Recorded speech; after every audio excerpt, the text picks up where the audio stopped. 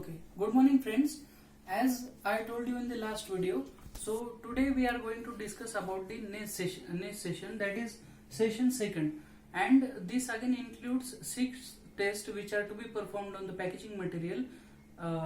So the first test is the grease resistance, second one is the GTR, then WVTR impact, abrasion and box compression. So we'll discuss this test one by one. First test is, as I told you, that is grease resistance. Grease resistance is nothing but it is actually the when suppose the for example polythene is there or polythene pouch is there. So when you are going to expose this polythene pouch in the groundnut oil which is containing already the grease, okay, so when you are exposing it and by using the red dye in that particular oil, so the one side of that particular pouch is exposed to that grease containing coconut oil, and the time required to expose that particular red color on other side is calculated, so that by this method you can calculate the grease resistance of particular polythene or packaging material. So this test is particularly performed for the plastic pouches. Okay. The next test is the gas transmission rate. The gas transmission rate or GTR. The GTR is normally determined by measuring the change in pressure at the constant volume. It is normally determined by change in pressure at the constant volume. The quantity of gas flowing across the film is complied as the volume at NTP. NTP is nothing but the normal temperature and pressure. Okay.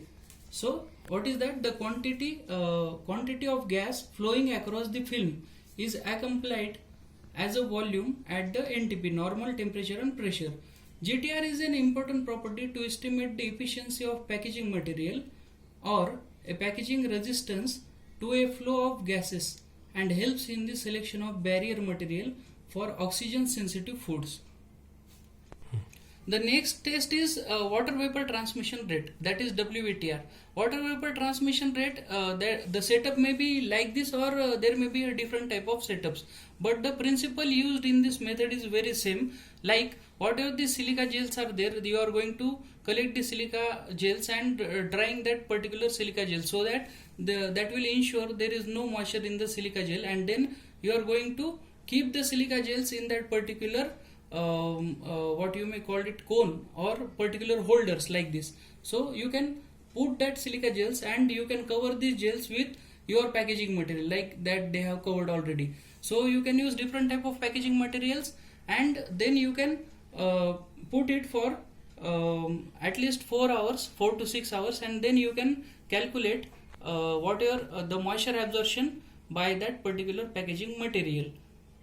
Okay, and now the WVTR is measured as the quantity of water vapor in the grams that will permit from one side to other side of the film of an area of square meter in the 24 hours.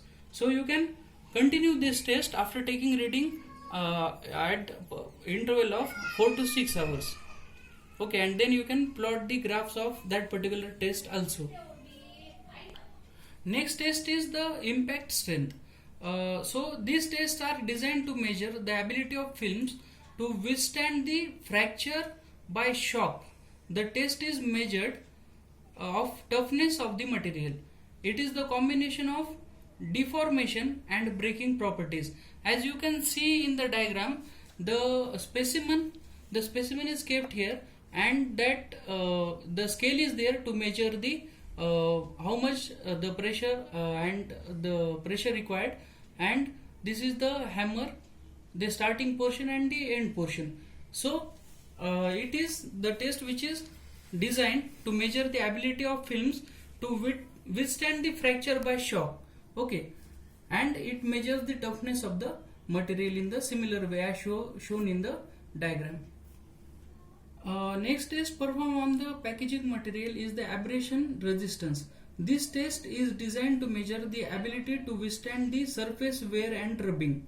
Okay, that wear and tear losses. It is measure of some mechanical properties like hard resiliences. The procedure consists of the abrading the sample with the wheel of the standard abrade for the definite number of revolutions. and finding the weight loss of the sample. Like for example, if you have kept the sample here and these are the wheels, so the number of revolutions of the every wheel is fixed, and if you are keeping the different packaging materials, so and if you are going to revolve, the particular revolutions are fixed. So the thing is that then how much the weight loss in the sample, that will gives you the exact abrasion test. Okay.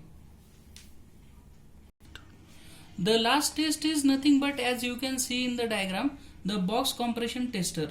The stackability of corrugated box is best determined with the box compression tester. Okay. In the diagram you can see that it is the box compression tester, and the box is kept here in between the base and the somewhat in between that particular range, and the pressure is given from upside down.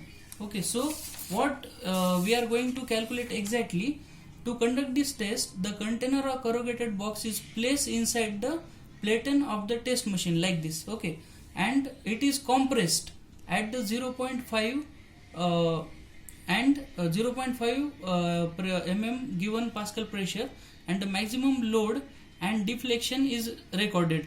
Maximum load and deflection will be recorded in this particular test. So by this method you can calculate the maximum pressure what is given there, and the deflection load that is also recorded in that particular type.